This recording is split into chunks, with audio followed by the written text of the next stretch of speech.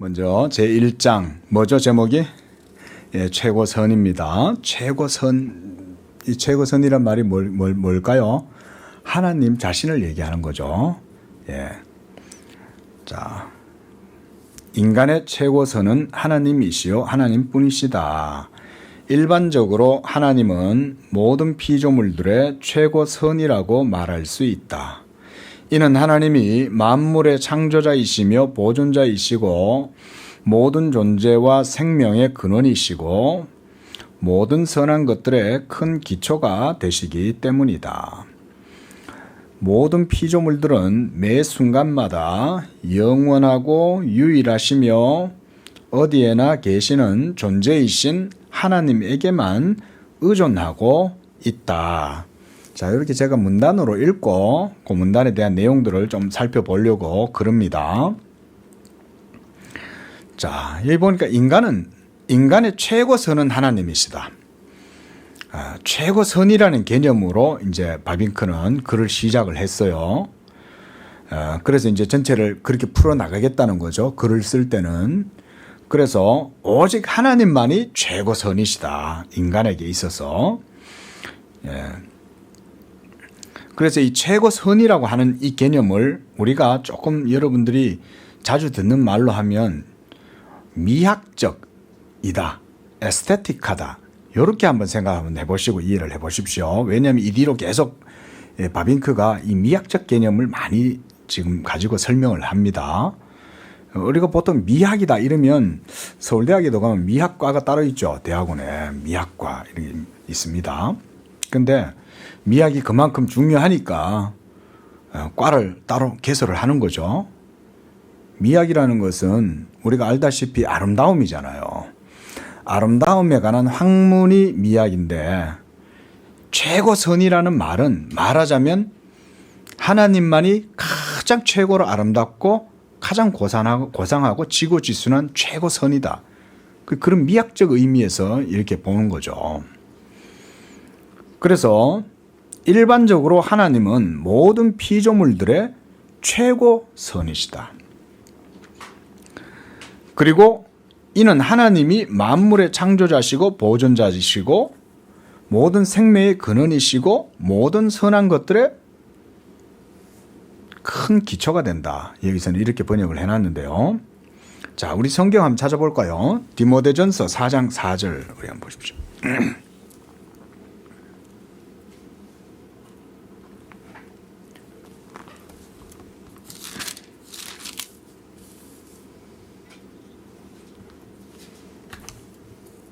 자, 함께 읽습니다. 디모데전서 4장 4절 시작.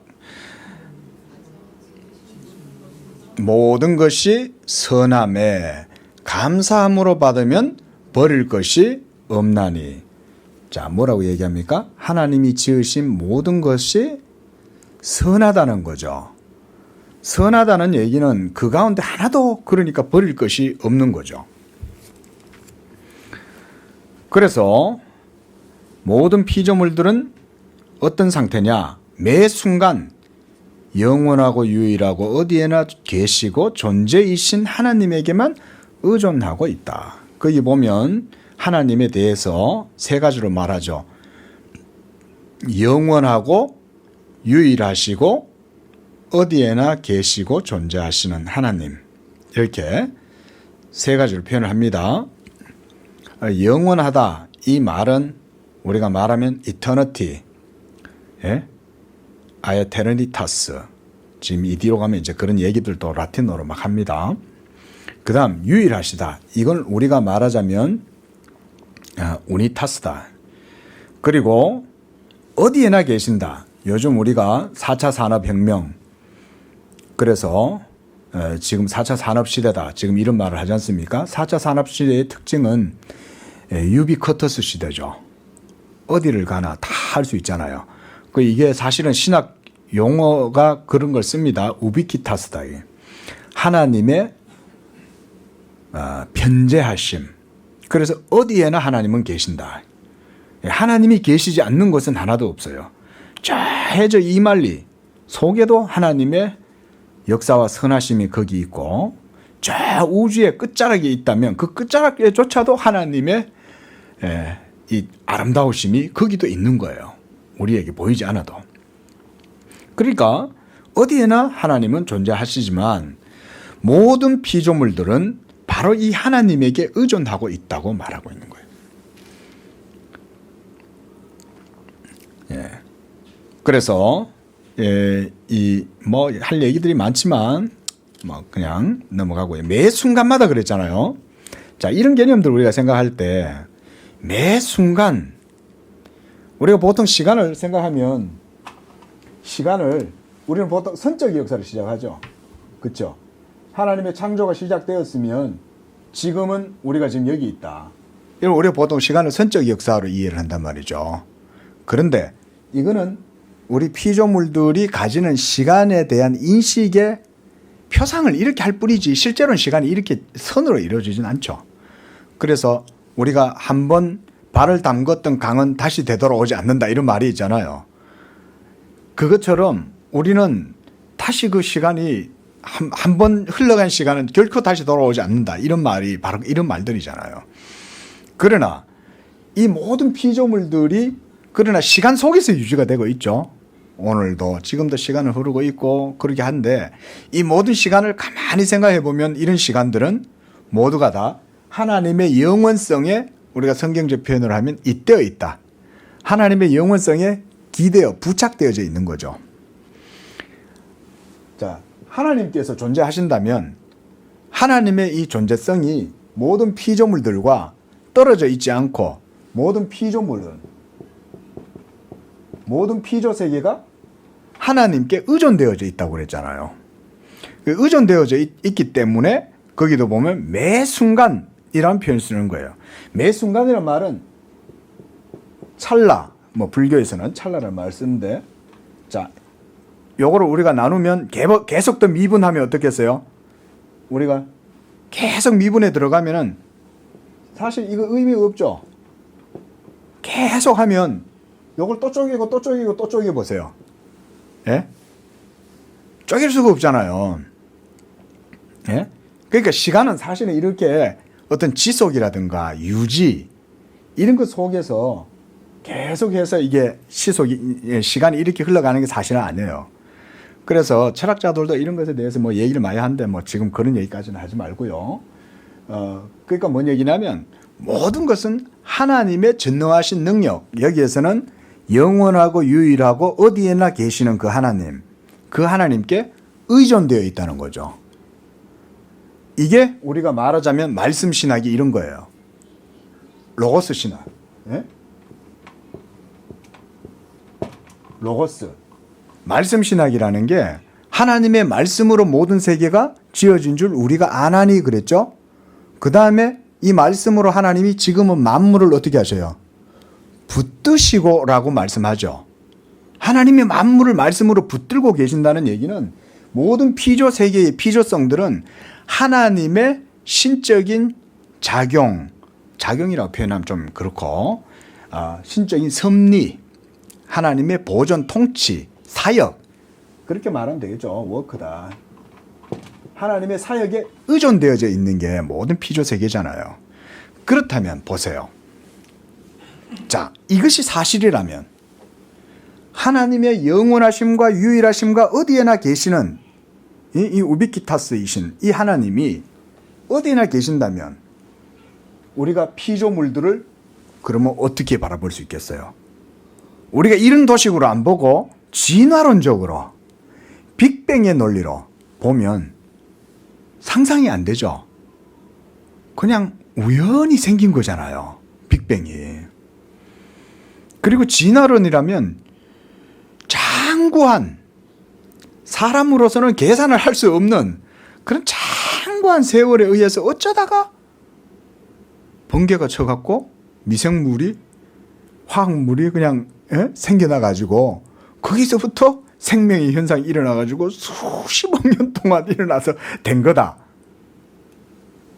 벌써 다르죠? 세계관이. 그러니까 진화론 속에 무슨 윤리가 있고 그게 무슨 도덕이 있어요? 힘이 윤리입니다, 여러분. 진화론은. 그렇죠? 유물론적 역사관도 힘의 논리죠. 그건 뭐 어려운 철학 같아도 아무것도 아니에요. 힘 있는 자가 쟁취하고 이긴다, 이거 아니에요? 어? 그러니까 너들만 배불리 먹지 말고 우리도 같이 나눠 먹자 이래가지고는 무상계급들이 다들 막 이렇게, 예? 부르주아들들 전부 다 전복시키고 힘으로 그냥 하는 거 아닙니까? 이게 말하자면 힘의 균형이 이루어지는 거잖아요. 그렇게 함으로. 그러니까 진화론에서는 무슨 도덕이나 윤리가 없습니다, 원래. 생겨날 수가 없어요. 하지만 어때요? 모든 피조 세계가 하나님의 창조로 말미암아 이루어졌다면 창조 자체가 선하죠. 그래서 하나님이 만드신 모든 세계가 선하며 그랬잖아요. 선하면, 선하다는 얘기는 도덕적이라는 말이죠. 그렇죠? 도덕적이란 말 속에는 윤리적이라는 것도 다 포함되어 있는 거잖아요. 그 속에서 우리 인생들이 삶을 산다고 생각해 보십시오. 그러면 도덕적 세계 속에서 하나님에게 시그널을 맞춰가지고 살아가는 거죠. 벌써 이런 거에 대한 사상이 바빙크는 벌써 가지고 있는 거예요. 그래서 우리 인생들이 이런 세계 속에서 우리가 말하자면 삶을 지향한다면 어떤 삶을 살겠어요? 자동적이고 본성적이고 자연스럽게 도덕적 삶을 추구하겠죠. 세계 자체가 도덕적이니까. 그래서 아침에도 그런 말씀 드렸다시피 바위 하나조차도 하나님이 만드신 바위 하나조차도 이런 관점으로 보면 바위 하나도 함부로 거기다 포크레인 갖다 놓고 막 두들겨 깨고 막 못한다 이거예요. 자연을 함부로 유린하고 저들 마음대로 막 찢고 뽑고 못한다 이거죠. 예. 하나님이 창조하셨기 때문에. 자, 보겠습니다. 그러나 최고선이라는 개념은 모든 피조물에 의해서 역시 그러한 선으로서 인식되고 즐기게 된다는 사상을 항상 내포하고 있다. 자, 이 뭐 조금 번역을 약간 좀 어렵게 해놨습니다. 그러나 자 보면 이 말이에요. 즐기게 된다는 말을 이게 이제 제가 찾아봤어요. 그랬더니 향유한다 이런 말이에요. 우리말 좋죠. 향유한다.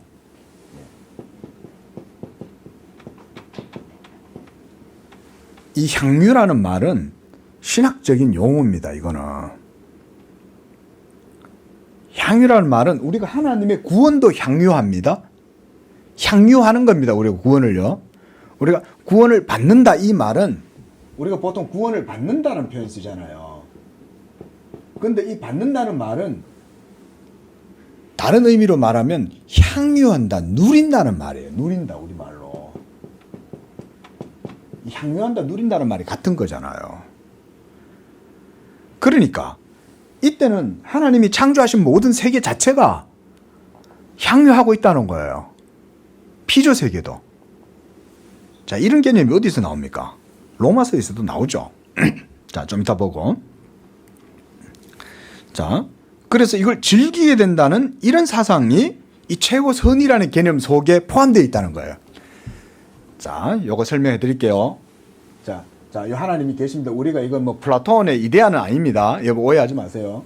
자, 하나님이 여기 계셔요. 최고선이신 하나님이 계시고 이 하나님의 통치를 우리가 이런 식으로 우리가 이제 도식을 이렇게 한번 그려 봅시다. 저기 이데아 사상에서 말하는 그 삼각형 아닙니다. 그렇죠? 예. 그게 오해하시지 말라고 말씀드리는 거예요. 자, 하나님은 모든 존재의 가장 높으신 분 아니에요. 그러니까 이제 이렇게 그린 거고. 그래서 그 하나님의 창조의 섭리 아래에 있는 모든 세계가 이렇게 있다면 이 모든 것들은 다 하나님의 선하심으로 말미암는 어떤 작용이나 효력이 일어나겠죠. 어떤 방식인지는 우리가 이제 배워 나가면 되는 거고. 그런데 지금도 모든 세계는 이것을 누리고 살아가고 있는 거죠. 비록 지금 현재 우리는 부패하고 타락해서 완전히 뒤집어진 세계 속에서 살고 있긴 해도 그래도 우리는 여전히 세상을 아름답다고 그러잖아요. 예? 그렇죠? 노래도 그래서 우리나라도 그런 가곡이 있지 않습니까? 예? 누구의 주제론가 그런 노래도 있지 않습니까? 얼마나 뭐 그 제목이 뭐예요? 예? 그리운 강산? 금강산. 예? 그것도 보면 그런 노래를 부르잖아요. 그게 벌써 부패하고 타락한 세상인데도. 그죠? 예? 그러니까 하나님의 창조에 의해서 모든 세계가 미학적으로 선한 구조 속에 있다고 바빙크는 지금 보고 있는 거예요.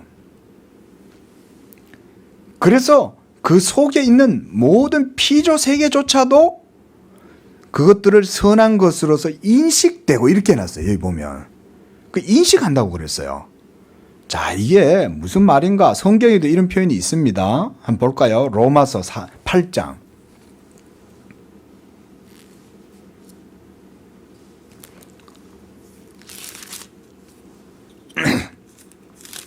19절에서 21절 우리 함께 읽어보겠습니다. 저 방에도 혹시 이거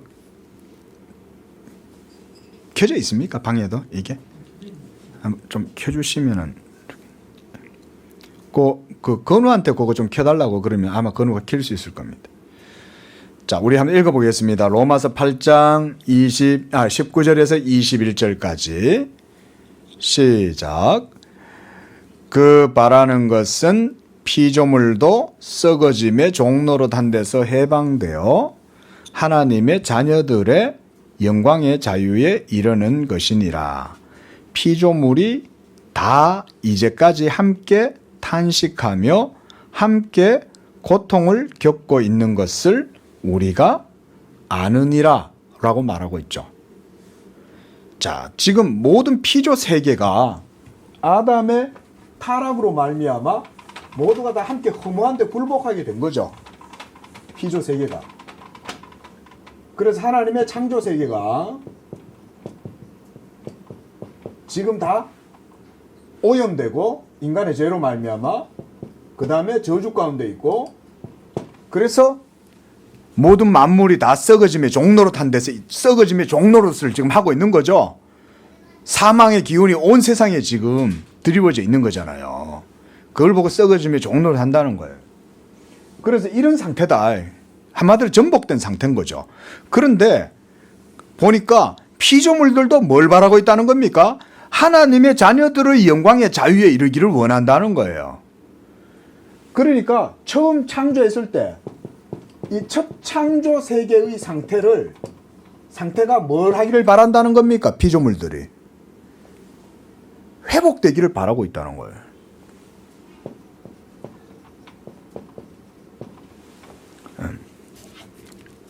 이 회복이 어디서 이루어졌습니까?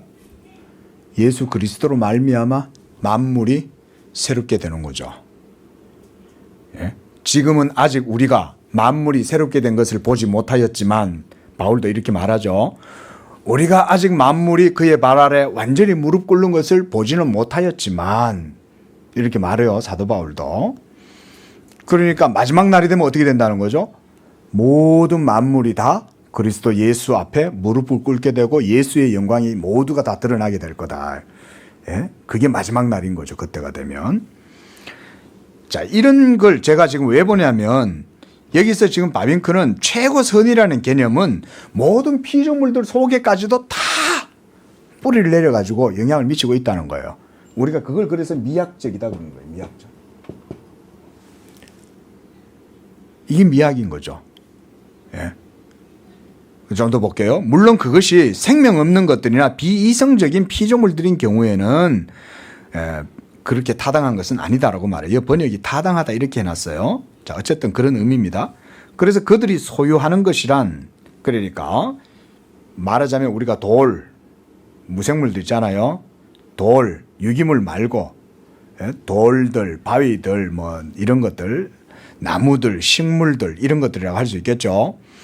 그러나 이런 것들이 소유하고 있는 것이란 항상 그들이 실존하긴 해도 생명의 원리에는, 그러니까 이 생명의 원리란, 여기서 말하는 생명의 원리는 한마디로 영적 원리를 말합니다. 영적 진리, 원리. 이런 것들에는 참여하지 못하고, 그래서 식물처럼 생명은 가졌지만 모든 빛, 이 빛은 인식,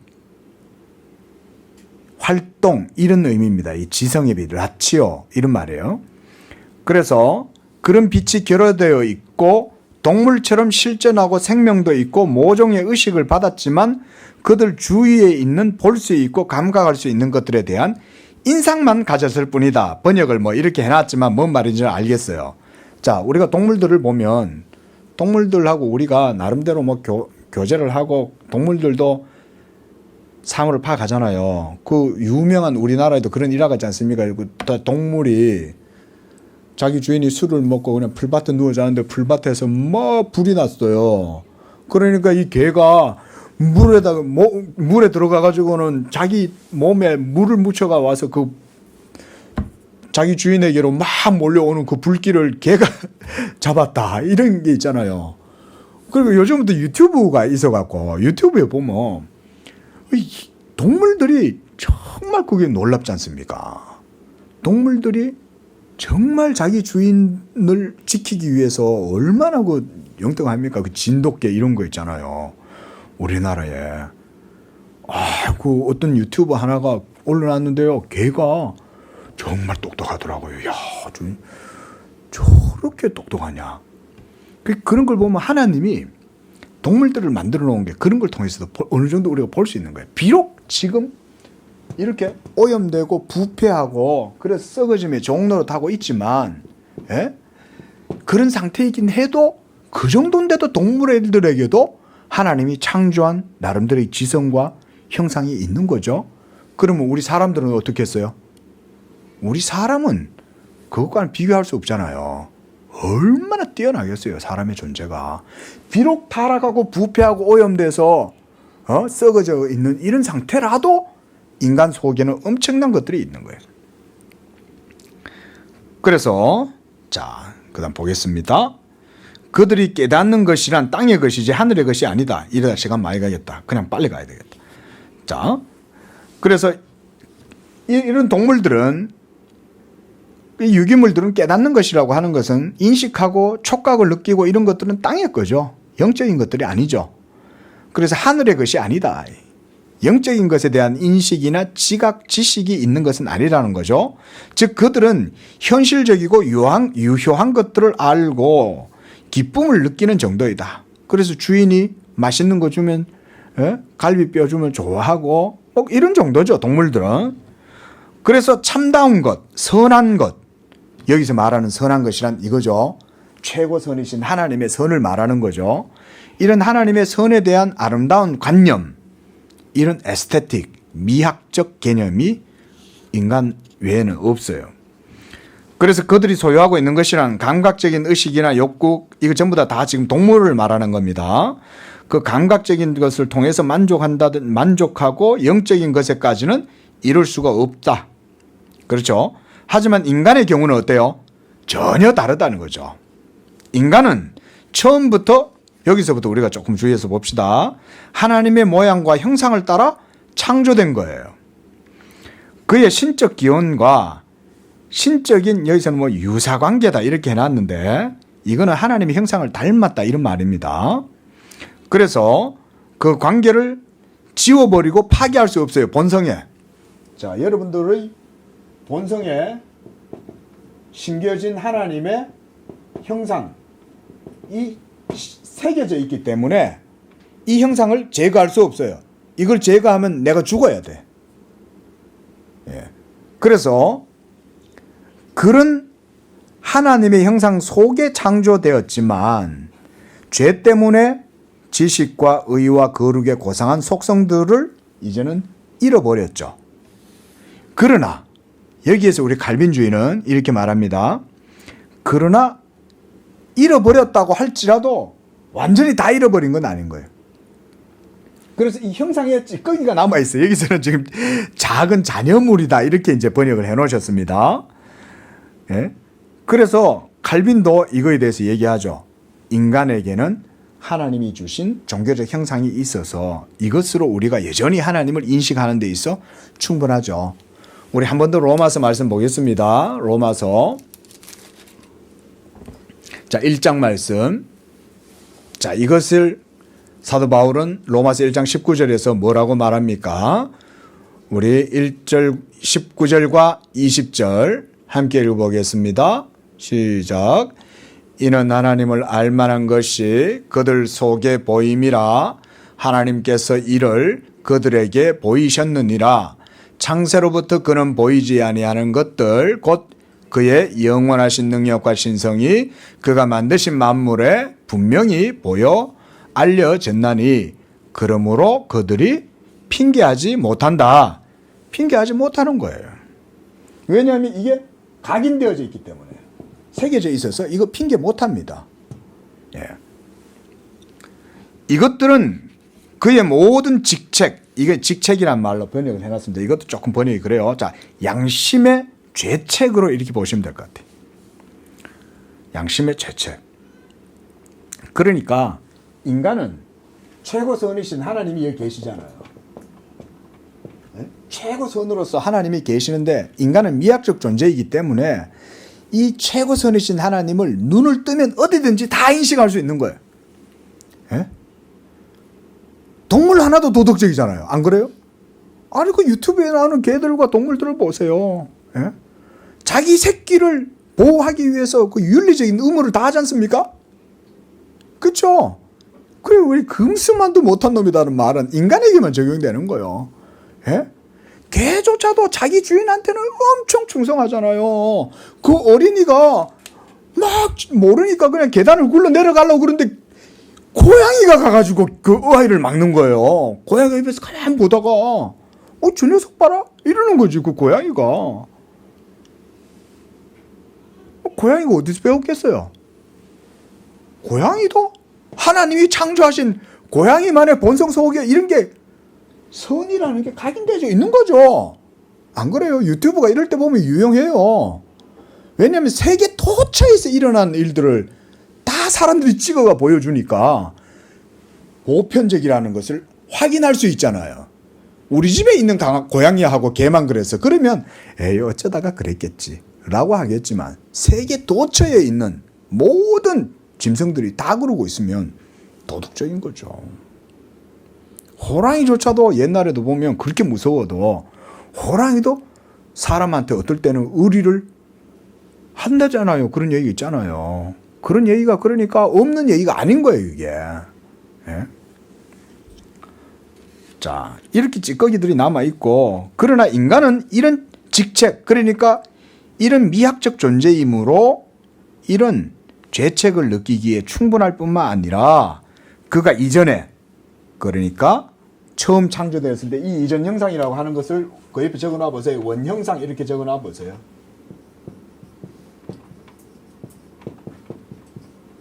자, 원형상입니다. 그가 이전에 가졌던 고귀했음, 이거 원형상이에요.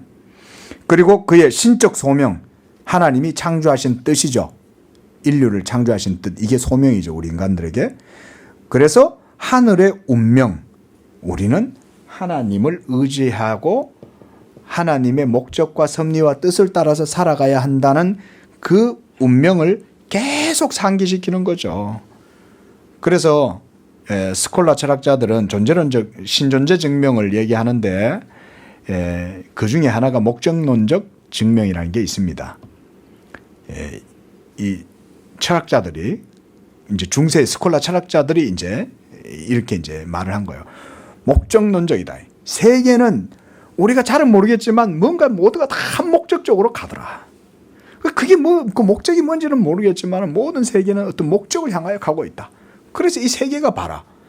1년 365일 44철이 다 돌아도 모든 세계는 항상 다 이렇게 고정적으로 어떤 일들을 행하고 있잖아요. 봄이 되면 다시 아지랑이가 피어오르고 싹이 트고 그러면서 또 봄비가 내리면 또 싹이 싹 돋아나고 또 열매가 맺히면 또 그걸 우리가 먹고 살아가고 그렇지 않습니까? 그런 것들이 다 우리가 먹고 살 수 있도록 해주죠. 그럼 또 왜 또 자연은 우리를 먹고 살게 해주냐? 그러면 그것도 생각해보면 인생들의 삶도 가만히 보니까 또 도덕적 삶인 거예요, 이게. 예? 그냥 뭐 돼지처럼 개돼지처럼 그냥 먹고만 사는 게 아니라 도덕적으로 뭔가 남들을 위해서 도와주고 뭔가 선한 일을 하고 서로 협력하고 양보하고 사랑하고 막 이런 일들을 하죠. 그 왜 또 인류는 그렇게 서로 사랑하고 양보하고 서로 지켜주고 막 그러면서 살아가냐? 아름다운 인생을 이루어 나가는 것 같더라. 그 또 아름다운 인생은 또 왜 세워가느냐? 이러면서 점차 이렇게 이제 우리가 뭐라 그럴까 배진적으로 거슬러서 올라가 보는 거죠. 그러니까 모든 세계는 다 나중에 가면 어떻게 되겠어요? 최고 선이신 하나님의 개념에 도달하겠죠. 아, 모르지만 조물주가 있다. 이거는 제가 지금 한 얘기는 신학 얘기가 아니잖아요. 이 정도는 이 세상에 사는 인간의 형상을 가지고 있는 사람들은 누구나 다 생각할 수 있는 거예요. 이 정도는. 그 다음 10장. 인간의 모든 사색과 작업 속에서 또한 인간의 전생애와 노력 속에서 인간은 땅에서나 전 세계에서 결코 만족할 수 없는 피조물임을 분명히 보여준다. 이제는 인간에 대해서 얘기하는 거죠. 요 앞에서는 피조물에 대해서 말하다가 자, 그는 자연계의 그러니까 창조 세계의 한 시민으로 구성원일 뿐만 아니라 여기에서 초자연적인 세계까지 올라간다. 초자연 세계는 어디예요? 하나님이 계시는 이곳이죠. 그렇죠? 영적 세계까지 올라간다는 거죠. 그는 두 발로 확고히 땅 위를 딛고 서 있지만 그의 머리는 위로 하늘을 향해 있고 그의 눈은 하늘 꼭대기에 향해 있다. 그는 볼 수 있고 시간적인 사물에 대한 지식을 가지고 있을 뿐 아니라 보이지 않고 영원히 있는 사물에 대한 지식도 깨닫고 있다. 그의 소원은 감각적, 이 육적이란 말이에요. 그의 소원은 육적인 것이고 일시적인 것이고 땅에 미칠 뿐만 아니라 영적이고 영원한 하늘의 선한 것에까지 그의 모든 사색과 생각은 미치고 있다. 그렇죠? 우리가 먹고 사는 것만 갖고 만족할 수 없죠. 그렇지 않습니까? 자, 그래서 이제 땅을 어느 날 갑자기 막 1억 천금을 얻은 거예요. 그래서 이제 이 농부가 어디 땅 사놓은 게 저 부천에 가면 복사골을 하고 있어요. 그거 가면은 제가 예전에 그쪽 옆에서 살았거든요. 가보니까 복사골이 옛날에 왜 복사골이냐? 그 막 전부 다 이제 저거였어요. 네? 복사 그러니까 복숭아 나무 과수원이 많았던 거예요. 근데 땅 가지고 있었던 사람들이 부천이 상동이 개발되면서 어마어마한 부자가 된 거예요. 그 부천 상동 상당히 좋은 데입니다. 예? 그러니까 그 돈을 벌어요. 그 돈 생기면 인간들은 뭐예요? 배가 부르면 그때부터 이제 정치에도 한번 나가고 싶죠. 근데 정치에도 또 실패를 안 해. 무슨 의원처럼 정치에 완전히 이제 내팽개져 토사구팽이 돼갖고 자살을 하고 이러지 않으면 잘 풀려. 그러면은 돈을 가지고는 정치도 하고 이러다가 나중에 되면 이제 다른 사람들이 올라서겠죠. 그러다 나중에 어디까지 올라가는지 아세요? 인간은 하나님의 자리까지 올라가려고 합니다. 궁예 대표적으로. 예? 나중에 그냥 권력 얻어가지고 그냥 태조 이성계든 궁예들 이런 사람들이 또 이러다가 권력 얻는 것 같다 나중에는 자기가 신이라고 그러는 거죠. 관심법으로 내가 너를 보니 너 이놈 이러는 거죠. 지가 신의 자리에 앉아버리는 거죠. 여러분 인생은 이렇게 되는 겁니다. 근데 이렇게 최고선인 하나님을 인식을 하면 하나님께 대한 경배와 경건으로 나가야 되는데 타락하고 부패한 인간은 어떻게 되냐? 하나님 사라져. 내가 그 자리에 앉을까요? 이렇게 되는 거예요. 그러니까 우리가요 연약하고 약하고 가난할 때 내가 부족할 때 감사해야 되는 거예요. 하나님이 우리를 사랑하시기 때문에 고삐를 안 나죠. 예. 동의하시죠? 동의 안 하세요?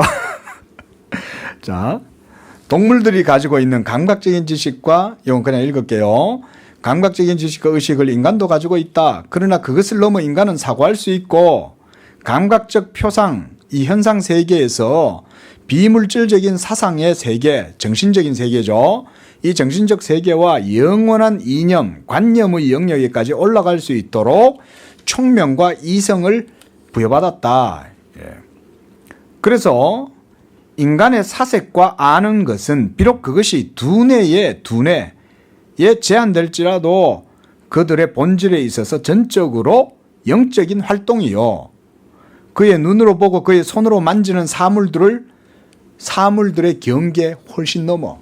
우리가 이거를 그냥 그래서 앞으로 자주 들으니까 그냥 현상세계라고 하겠습니다. 현상세계. 예? 눈에 보이는 이 현상 세계 이상의 것을 우리는 보는 거죠. 그래서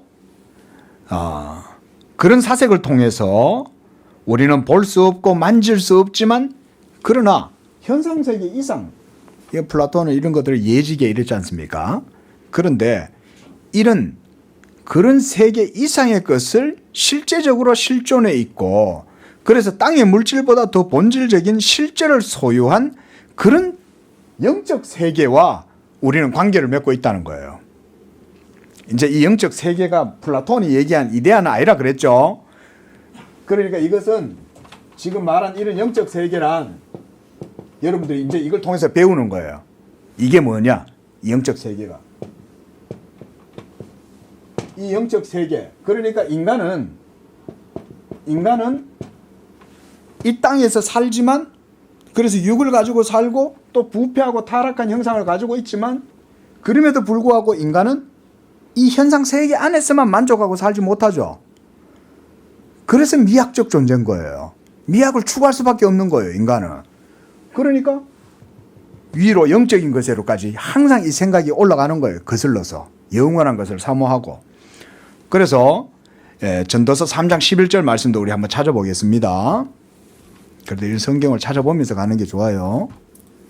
자, 전도서 3장 11절. 우리 누가 찾으신 분 한번 읽어보세요. 전도서 3장 11절. 다 찾으셨죠? 자, 누가 한번 읽어보십시오. 하나님 모든 것을 지으시되 때를 따라 아름답게 하셨고 또 사람들에게는 영원을 사모하는 마음을 주셨느니라. 그러나 하나님이 하시는 일의 시종을 사람으로 측량할 수 없게 하셨구나. 아멘. 자, 모든 것을 때를 따라 아름답게 하셨고 또 사람에게는 영원을 사모하는 마음을 주신 거예요. 여기 보면 이 두 가지 얘기를 합니다. 첫째로 때를 따라 아름답게 했다. 이것은 아까 말했던 시간 역사 속에서 모든 질서가 이루어진다는 얘기죠. 때를 따라잖아요. 그러니까 모든 세계는 어때요? 우리가 순리다 이러면 하나님의 창조의 순리는 24시간 곱하기 6입니다. 그렇죠? 24시간 매일 24시간 하고 6일 동안 하나님이 이 모든 세계를 창조하신 거죠. 그래서 하나님이 세계를 창조하실 때는 시간 역사 속에 때를 따라 모든 게 이루어지도록 하신 거예요. 하지만 인간은 이 시간 질서 속에서 삶을 살아요.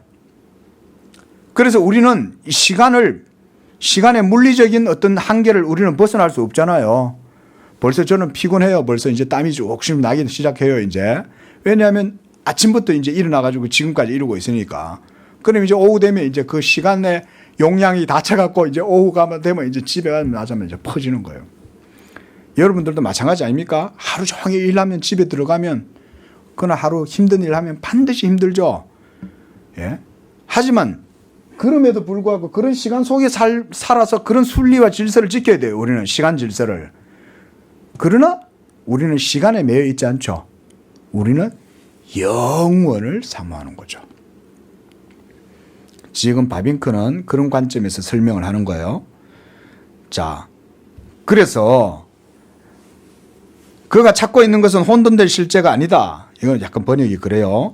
그러나 그것은 하나요. 영원하고 불멸의 진리인 영적인 진리이다. 우리가 찾고 있는 것은 영원하고 하나이고 불멸의 진리. 영원, 하나, 불멸. 여러분이 텍스트 읽으실 때요, 이런 걸 생각을 하시면서 읽으면 이런 게 보입니다. 자, 하나다. 하나란 뭐예요? 하나님의 유일한 진리. 그래서 세상 말로 모든 진리는 하나로 통한다 이런 말이 있듯이 그 말은 틀린 말이 아니에요. 모든 진리가 하나인 건 한 목적적이란 얘기잖아요. 모든 세계가 한 목적적이라면 봄이 있는 이유는 생명이 움트게 하고 그래야 먹고 살잖아요. 예. 그리고 영원하다. 하나님의 영원성과 그리고 이 진리는 불멸의 진리다. 이것을 인간은 바란다. 그래서 그의 이성은 그런 절대적인 유일한 신적 진리 안에서만 뭘 발견할 수 있습니까? 아니 뭐 좀 말씀해 보세요. 안식을 누리는 거예요.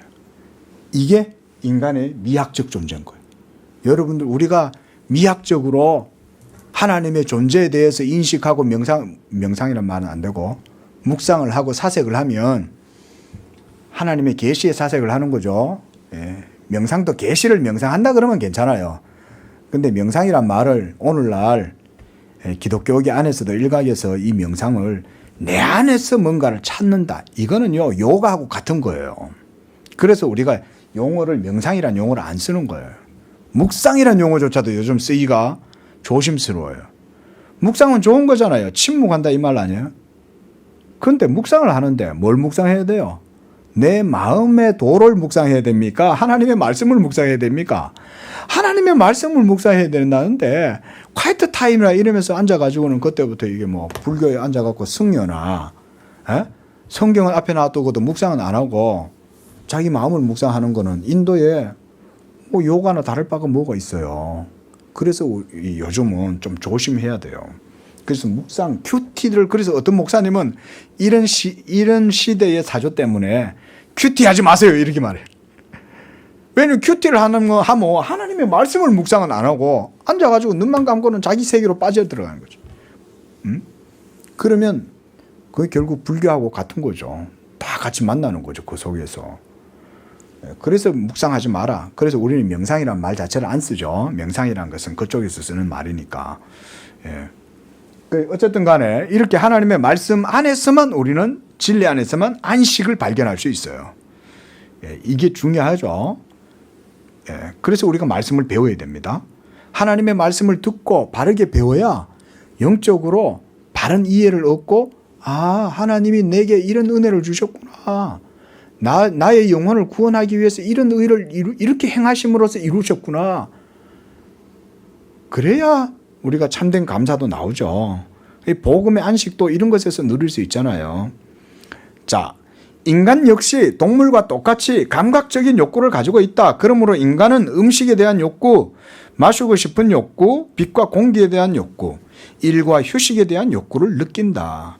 그의 육체가 존재하기 위해서 의존하는 것은 땅이다. 우리가 땅을 떠나서는 살 수 없잖아요. 중력이 있어야 발붙이고 살고 땅에서 난 것들을 먹어야 에너지를 만들어 가지고 살아가고 이렇게 하잖아요. 그러나 인간은 이런 욕구의 세계, 육적 욕구 세계 넘어 이성과 양심에 의해서 높고 다른 선한 것에 이루고자 하는 이런 의지, 이게 바로 영원을 사모하는 마음이죠. 이 영원을 사모하는 마음을 받았다.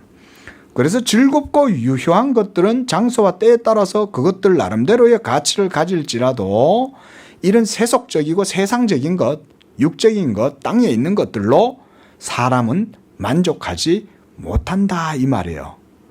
그래서 영혼의 진정한 만족과 기쁨, 평안, 안식은 오직 최고 선이신 하나님으로만 인간은 만족할 수 있다는 거예요. 이 최고 선이신 하나님을 우리가 그러니까 아까 말씀드렸죠. 어떻게 그러면 이 최고 선이신 하나님의 선을 우리가 합당하게 바르게 하냐, 리저너블하게 할 수 있냐. 이제 그걸 우리가 이 책을 통해서 이제 배워 나가는 거죠. 자, 즉 그가 찾고 있는 선한 것이란 환경을 통해서 만들어지는 그런 선이 아니다. 이거 은이 아니다. 이거 오타 같아요. 제가 볼 때. 이게 제가 영역본을 확인 못했어요. 근데 선이 아니다 이거예요. 그 자체로서 영원 불멸한 영적 선인 것이다. 그렇죠? 자, 여기서 뭐 그 자체로 불멸한 영적 선이다 이러니까 여러분 이런 거를 세속적 영역에서 말하는 세속적 종교에서 말하는 그런 어휘나 의미로 여러분 생각하시면 안 됩니다. 이 전부 다 바빙크가 이렇게 말할 때는 아주 날카로운 기독교적 개념을 그냥 이런 식으로 일반적인 용어를 써서 사용하는 거예요. 이런 건 나중에 가면 이제 우리가 뭔지 알게 되겠죠. 그리고 그의 의지는 계속해서 그런 고귀하고 절대적인 이런 지고지순한 신적인 선 안에서만 안식을 누리게 된다. 우리 모두 예수 그리스도의 복음을 통해서 이 선을 누리고 있는 줄로 믿으시기를 바랍니다. 그러니까 이걸 통해서 우리가 이 선을 배우는 거예요. 우리가 지금 이제. 자, 성경의 표현에 따르면 이성과 의지 모두가 인간의 마음 속에 뿌리를 두고 있다고 한다. 이 마음, 이제 이 마음에 대해서 얘기합니다. 마음.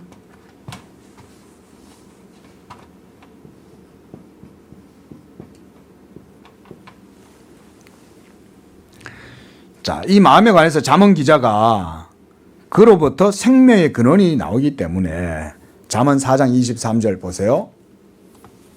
그 잠언 4장 23절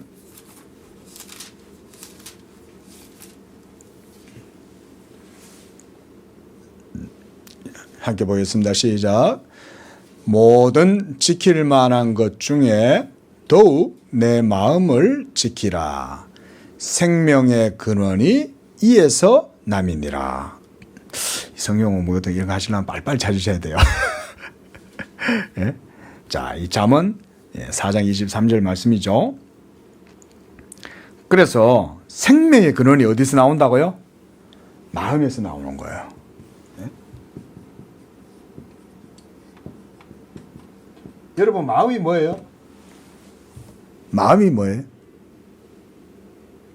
우리 건우가 제가 어릴 적부터 집에서 이렇게 이제 뭐 이렇게 하나님 말씀 가지고 가르치고 얘기해주고 이러니까 교회에서도 설교도 듣고 이러니까 어느 날 어릴 때, 지금보다 더 어릴 때죠. 그러니까 아빠 마음이 뭐예요? 마음이 뭐예요? 갑자기 질문하니까 이 답을 못하겠어요. 근데 지금 아무리 들어봐도 뭐 자꾸 마음 그러니까. 예? 마음은 여기 있다고도 할 수 없죠. 예? 어떤 사람은 허트는 마음입니까? 그냥 심장이지 뭐 그게. 예?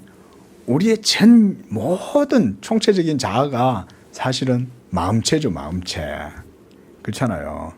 예? 어디 마음이 뭐 여기만 있습니까? 여기만 있습니까? 온몸 전체, 우리의 구조 자체가 전체가 다 영적. 그래서 마음하고 우리가 육체가 있으면 여러분 육체하고 마음하고 뗄 수 있습니까? 못 떼잖아요. 그래서 우리는 마음하고 육체, 이 마음은 그러니까 우리가 영혼이라고 보면 됩니다. 영혼 뗄 수 없죠. 육체적인 의미에서 심장이 피를 순환케 하는 힘이요, 피의 근원점이고 육체적인 생활의 최고 기관인 것처럼 영적인 면에서나 윤리적인 면에서 마음은 인간의 고상한 생활의 근원이고 우리의 자의식, 우리와 하나님과의 관계, 그의 법에 순종하는 것, 우리의 영적이고 윤리적인 전 본성의 자리인 것이다. 이걸 그래서 우리가 좌소다. 옆에 한번 써놔보세요. 좌소, 영혼의 좌소. 네. 바로 이 좌소에 누구를 모시고 있다는 겁니까? 우리가 하나님을 모시고 있다는 겁니다. 자, 뭐 어떤 분들이 이런 질문 하더라고요. 목사님, 마음은 뭐고 영혼은 뭐고 정신은 뭡니까? 예? 마음, 또 영혼, 정신, 또 어떤 분은 또 혼, 뭐 이것도 영과 혼을 또 따로 분리해요. 그런 거 없습니다, 여러분. 그렇게 생각하시는 분들은 잘 모르셔서 그러는 거예요.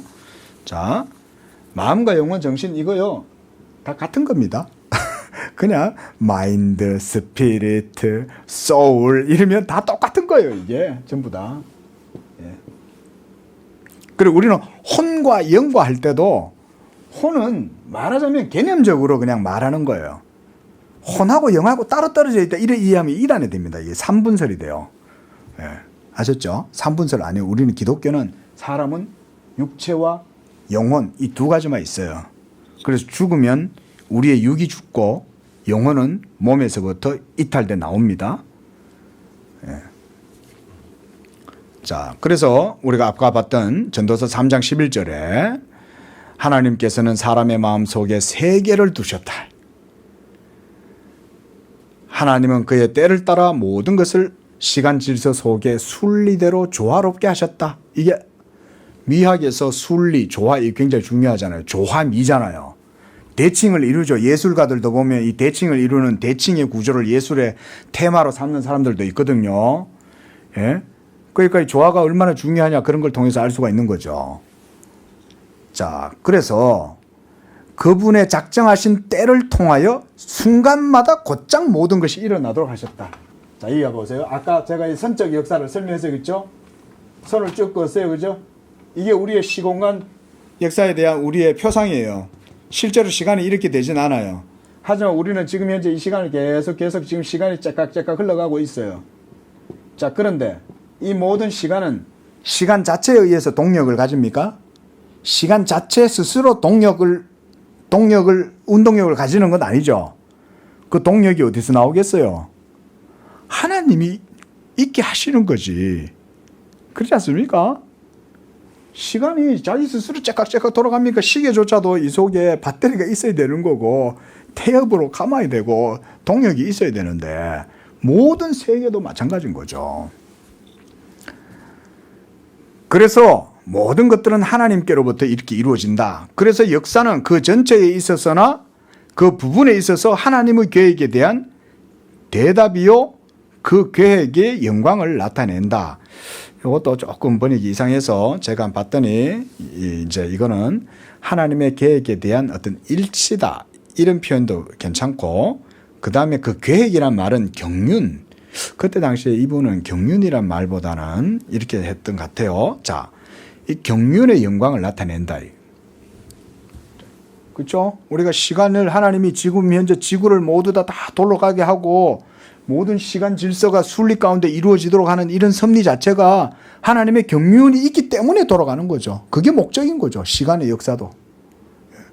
아직까지는 거의 다 드러나진 않았겠지만, 그래서 세계 전체 가운데 하나님께서 인간을 두시고 이 시간 질서와 역사성 속에서 인간으로 하여금 그 마음에 영원을 사모하는 마음을 주셔서 살아가도록 하셨다, 이 얘기를 하려는 거예요, 지금 바빌론은. 그리하여 그로 하여금 눈에 보이는 외적 표상들에만 머무르지 않고 자연과 역사의 시간적인 과정 속에서 하나님의 영원한 사상들을 찾아 알도록 하셨다. 이게 바로 이 세상에서 우리 인생들이 하는 겁니다. 이게 지금은 이제 거듭난 새로운 피조물인 우리 그리스도인들이 이 일을 해야 돼요. 집사님. 그래서 예수 믿는 사람들은 지금 바빙크가 표현한 이런 걸 위해서 지금은 부름받았습니다. 우리가. 어떨 때 청년들이 저한테 와가지고 어떻게 살아야 됩니까? 하나님의 경륜과 섭리와 목적을 듣고 깨닫고 알아야 어떻게 살아갈 건지를 알 수가 있겠죠. 여기서는 그렇게 얘기하잖아요. 자연과 역사의 시간적인 과정 속에서 하나님의 영원한 사상들을 배워서 그의 뜻대로 한 목적적으로 그에 맞춰서 최고선을 향해서 모든 것들을 지향하고 살아가는 거예요. 이게 말하자면 우리가 신칼빈주의 정신이에요. 그래서 이제 뭐 브라켈 얘기만 안 했으면 아브라함 카이퍼 이런 것도 보면 너무 좋은데, 아브라함 카이퍼가 말하는 기독교적 세계관이라는 거는 이런 데서 나오는 거예요. 바빙크도 똑같이 말을 하고 있는 거죠. 기독교인들은 새로운 피조물이에요. 그래서 회복된 이 시간 역사 속에서 이제 회복된 자들로 살면서 이 속에서 최고선이신 하나님의 최고의 철학을 추구하면서 삶을 살 때, 이게 기독교인의 직업 윤리가 이런 데서 나오는 거예요. 예술을 하든 의사를 하든 의료행위를 하든 여러분들이 건축을 하시든 여러분들이 가정이 주부시든 뭘 하시든 간에 다 예배의 삶이 가능해지는 거예요. 얼마나 멋있습니까? 이게 개혁주의 프로테스탄트 윤리가 이런 데서 나오는 거예요. 막스 베버가. 그러니까 자본주의가 발달할 때 돈 그 자체만 목적으로 하면 자본주의는 망하게 됩니다. 자본주의조차도. 자본주의가 이 사회 체계가 발전되고 이럴 때 자본이 같이 있어야 사회가 이제 발전하잖아요. 그죠? 이 부의 정산이 필요하잖아요. 그런데 그런 것 속에 그리스도인들이 프로테스탄트 정신을 갖고 이런 윤리를 가지고 하나님을 위해서, 최고선이신 하나님을 위해서 살아가면 자본은 순리 가운데 쌓일 거고, 그러면 그 쌓인 자본을 어떻게 하겠어요? 또 확대 재생산이 되도록 또 투자를 하고 또 구제도 하고 이렇게 하겠죠. 원래는 그렇게 해야 되는 거예요. 그래서 오늘날 크리스찬들이 이런 걸 배워야 되는 거예요. 자, 조금만 더 볼게요. 30분까지만 하겠습니다. 하나님께서 인간의 마음속 그의 존재의 심층 구석이라고 해놨는데 은밀한 깊은 곳이란 말이에요.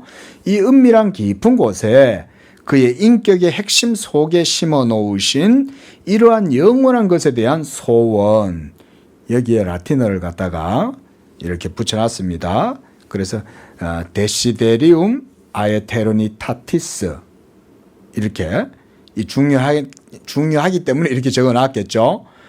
영원한 것에 대한 desire, 소망이다 이거예요. 영원한 것에 대한 소망. 예? eternity. aeternitatis란 말은 eternity란 말이에요. 영원성에 대한 바램, 소망. 이런 것이 바로 모든 시간적인 이런 시간 속에서 시간 그 자체만으로는 만족하지 못하죠. 그렇죠? 우리 인생들이 인간은 감각적인 땅의 것이요 제한된 존재요 죽을 존재이다. 그럼에도 불구하고 영원한 것에 목적을 둔 존재요 영원한 것을 찾도록 의도된 존재이다. 아내와 자식을 얻고 평범한 삶을 얘기하는 거예요. 집과 토지를 안고 부하와 부를 얻고 참으로 천하를 얻을지라도 그 영혼을 불러가면 아무것도 아니죠. 끝나죠. 그 인생이. 이는 천하로도 한 인간의 가치와 바꿀 수 없기 때문이요. 그의 형제를 위해서 자신의 보화로 하나님께 속전을 제공해서 그 형제를 죽음으로부터 구원시킬 만큼 그렇게 대단한 영적 존재는 없죠. 석가도 자기 한 몸 그냥 어쨌든 열반에 이르기 위해서 애를 썼지만 그래서 뭐 그런 방법을 가르쳐 줬을지 모르지만 석가가 다른 이의 구원의 근거가 되지 못했죠. 예. 즉 영혼의 구원은 너무 귀해서 어떤 피조물이라도 그것을 성취할 수는 없는 것이다. 이러면서 이제 여기다 사족을 붙여놨어요. 자, 감각적인 쾌락과 땅의 보화에 대한 호기심을 가지고 있을 때 이런 모든 것에 만족하려고 하는 사람들이 지금도 많이 있다. 이게 다 인생 아니겠어요, 그렇죠?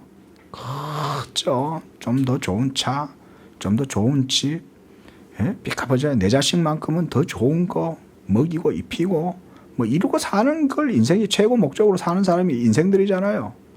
우리 그리스도인들은 그렇게 살지 않죠. 그러나 그런 것들이 인간을 만족시키기에는 아무런 힘이 없어요. 왜? 영적인 것으로 만족하니까 인간은. 그는 높은 운명과는 맞지 않는다는 것을 곧바로 알게 된다. 돈이 많으니까 어때요? 아까 말씀드렸듯이 돈 많으니까 그 다음에는 이제 시의원도 한번 나가고 싶고 시의원 한 다음에는 그 다음에 국회의원도 하고 싶고 국회의원 잘하다가 또 정치에 어떻게 잘 또 얘기를 내가 어떻게 싸바싸바 해가지고 내가 또 장관도 한번 하고 싶고 장관 하다가 또 국무총리도 한번 하고 국무총리 한 다음에 이제 대통령도 한번 하고 싶고 그런 거 아니에요? 그러면서 계속 야망을 키워가는 거죠 인생들이. 그러면서 이러한 것들이 인간을 만족시키기엔 아무런 힘이 없고 높은 운명과 맞지 않는다는 것을 알게 된다. 소위 그래서 추구하는 것들이 고상한 것들을 추구한다는 거예요. 이상적인 가치들, 즉 뭐예요? 과학, 예술, 문화, 진실한 봉사, 선한 것과 아름다운 것, 이웃에 대한 사랑, 휴머니티, 휴머니즘에 대한 갈망 등이 사려되었을 때 그 판단이 달라진다. 이것도 번역이 좀 매끄럽지 않습니다. 자, 어쨌든 이런 것들을 생각해 보면 인간이 단지 육적 존재가 아니라는 것을 사려할 수 있다는 거예요. 번역이 지금 그렇게 된 거예요. 예? 그렇죠. 인간이 추구하는 게 먹고 사는 것만 갖고 추구하는 게 아니잖아요. 예술도 해야 되고 음악도 들어야 되고 배부를 때 음악 듣습니까? 그래도 진짜 예술을 사랑하는 사람들은 배고파도 이게 긴 오버코트 입으면서 추워 이러면서 바이올린을 가지고 막 이렇게 하는 사람도 들어있긴 하지만 그거는 아주 지극히 소수고 그렇죠. 배고프면 뭐 어떻게 음악을 해요. 예? 그러나 배가 조금만 부르면 그때부터 이제 문화생활을 향유하기를 원하죠. 인생들은. 그뿐만이 아니죠. 누군가를 돕는 걸 또 좋아하죠. 예? 자선 냄비에 하나 주면 마음이 따뜻해지나요. 자기가 줘놓고도. 그렇죠. 예? 평상시에는 뭐 하나도 그냥 적선 안 베풀다가 꼭 또 크리스마스 되면 하고 싶지. 뭐 때문에 하고 싶습니까? 인간이 도덕적 존재라는 걸 그런 걸 통해서 자기 스스로 표현하는 거예요. 그 뭐 만 원 넣어가지고 그게 뭐 얼마나 많은 사람들 도와주겠어요. 예? 좀 우리 성도님들도 하실 때 좀 굵직굵직하게 좀 하십시다. 그래서 하나님 생각해서 하세요. 하나님 생각해서. 예. 어린아이가 있으면 아이들한테 그걸 시키고 야 네가 가서 넣어라. 그리고 여는 네가 도덕적 존재이기 때문에 하는 게 아니라 하나님이 계시기 때문에 하는 거다. 이렇게 가르치세요. 도덕적 양심을 가지고 하는 건 그냥 미학적 존재니까 자동적으로 하는 거야. 그거는 누구나 다 해. 하지만 작은 돈을 하나님 앞에 드려도 네가 이거 하나님 영광 위해서 하는 거다. 그리고 네가 커서는 장차 이 많은 세상에 버림받은 아이들, 고아들, 과부들을 네가 도와주는 아이가 되도록 해야 된다. 이런 것도 한마디 붙여주고. 우리 자매도 나중에 그러세요. 예? 예. 저 우리 건우한테도 제가 그렇게 가르쳐요. 야, 네가 했다고 자랑할 것도 없고 하나님 영광 위해서 하는 거고 나중에 크면 이렇게 많은 아이들을 도와주는 자녀가 되도록 해라. 예. 자, 이렇게 이제 이것들 역시 모두 자 보세요. 이것들 역시 모두 세상에 속해 있어 세상의 성경 말씀대로 세상도 그에 대한 정욕도 다 지나가는 것이다. 자, 여기까지 볼게요. 과학에 대해서는 다음 주에 또 보고요. 자, 이 지금 무슨 얘기입니까? 과학, 예술, 문화, 진실한 봉사, 그 다음에 선행, 이웃에 대한 사랑, 전 인류의 하나됨, We are the one, we are the world 이러면서 뭐 어떻게 노래하잖아요. 세계 통합을 노래하고 이러면서 휴머니즘을 막 높이잖아요. 하지만 이런 것들도 다 어디에 속한 거라는 겁니까? 그거 보세요. 이런 것들조차도 모두가 다 영적인 것이 아니라 육적인 것에 속해 있다는 거예요. 이런 걸 우리가 알아야 됩니다. 많은 사람들이 도덕적으로 오늘 선을 베풀었어요. 그래서 다른 사람들 도와주고 구제도 하고 그래서 내가 구제비도 보내고 그렇게 했어요. 그러나 그런 것조차도 영적인 것은 아니라는 거예요. 그저 인간에 속한 세상적인 것에 불과하다. 하지만 이런 것들도 다 지나간다. 오로지 최고선이신 하나님으로만 만족하지 않는다면 인간은 그저 그런 이 땅에 속한 육에 속한 그런 도덕적 수준 안에서 만족하면서 살아갈 수밖에 없지만 그런 것들로도 만족 못한다. 과학도 만족 못하고 예술도 만족 못하고 문화도 만족 못하고 만족 못해요. 예술의 전당 가가지고 그 비싼 표 들고 1등석에 앉아가지고 아주 멋진 음악을 다 감상하고 듣고 와도 만족 안 되죠. 들을 때야 만족감이지. 야, 나 돈이 많으니까 1등석에 앉아가지고 A석에 앉아가지고 막 들어요. 듣고 나오면 뭐예요? 영혼은 진정한 만족을 못 채우죠. 지금 바빙크는 그 얘기하는 거예요. 그래서 이후에 보면 이제 과학도 얘기하고 예술도 얘기합니다. 이 칼빈주의자답게. 그래서 칼빈주의는요, 이런 예술, 과학에 대해서도 정확하게 알고 있습니다. 왜? 모든 것이 다 어디서 나왔다? 하나님에게서 나왔으니까 칼빈주의는 당연히 과학도 말하고 예술도 말하고 심지어 철학도 다 얘기할 수 있어요. 하나님이 모든 가치의 최고봉이잖아요. 자, 오늘은 처음이라서 아직 서툴러서 빨리빨리 못 나간 것 같아요. 자, 어쨌든 이렇게 함으로써 여러분들이 한번 이런 논점으로 보시면 아마 바빙크의 논점을 더 분명하게 여러분들이 인식을 할 수 있을 거다 생각이 듭니다. 다음 주에는 이제 11쪽 제일 밑에 문장에서부터 보도록 하겠습니다. 자, 혹시 뭐 질문 간단하게 제가 답을 할 테니까 걱정하지 마시고 뭐 질문이 있으면 한번 해보십시오.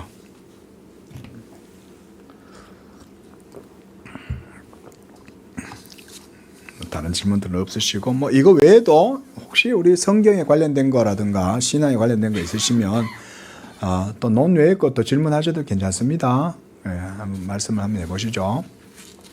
다음 주에는 조금 더 일찍 맞춰서 한 50분쯤에 끝내고 한 10분은 질문하고 이런 시간을 좀 가지도록 했으면 좋겠네요. 네, 질문 없으시면 이제 좀 더 알면 이제 질문하겠지. 원래 알아야 질문하거든. 기도하겠습니다. 거룩하고 자비로우신 하나님, 존귀와 감사와 찬양과 영광을 받으시옵소서. 부족하고 죄 많은 인생들 그저 흙이나 파먹고 이 땅의 것으로 만족하면서 그저 그것만이 다인 줄로 알고 살아가던 우리 인생들, 그러나 우리의 눈을 들어 하늘을 바라보게 하시고 우리의 머리를 들어 하늘을 향하게 하시고 그래서 믿음의 주여 온전케 하시는 이인 예수 그리스도를 통하여 최고선이신 그 하나님을 향하여 인식하고 영적으로 눈을 열고 하나님을 섬기고 하나님을 알고 그 가운데 복되고 선한 삶을 살아갈 수 있도록 저희들을 축복해 주시니 감사합니다. 우리 성도들 이 최고 선이신 그 유일하신 하나님, 전능하시고 진리시요 참으로 아름다우신 그 하나님을 우리가 깊이 알므로 우리 성도들의 삶이 복되게 하시고 부유하게 하시며 무엇보다 하나님의 말씀으로 말미암아 우리 성도들의 삶에 기업이 있게 하셔서 우리 성도들의 삶의 모든 영역에 이와 같이 놀라웠고 탁월한 복된 삶이 있게 해 주시옵소서. 의료계에 종사하는 우리 자매나 또 건축을 하시는 우리 집사님이나 또 모든 삶의 영역에서 가정에서 수고하고 힘쓰며 기도하는 우리 성도들, 하나님 아버지 모두에게 이 마음을 주셔서 우리 개혁주의 신앙을 따라 복되고 탁월하고 영광스러운 신앙의 삶을 살아 하나님을 영화롭게 하는 신앙의 본연의 의무를 다하는 성도들의 삶이 되도록 축복해 주옵소서. 거룩하신 예수님의 이름으로 기도합니다. 아멘.